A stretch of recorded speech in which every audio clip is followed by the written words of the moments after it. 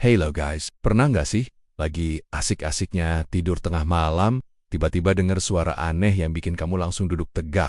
Nah, di Indonesia ini, kita emang terkenal banget sama cerita mistis. Dari kecil dari suguhin dongeng horor sama nenek ditambah film horor lokal yang bikin imajinasi makin liar. Jadinya tiap dengar suara mencurigakan malam-malam, pikiran langsung connect ke yang serem-serem. Tapi guys, sebagai generasi yang lebih rasional, yuk kita bedah bareng-bareng. Misalnya, suara tangisan yang sering dikira kuntilanak itu, seringnya ternyata kucing lagi musim kawin, atau suara gedebuk di atap yang bikin merinding. Bisa jadi tikus got lagi maraton, atau pohon rambutan tetangga yang rantingnya jatuh. Yang paling sering bikin salah paham itu suara-suara dari tetangga.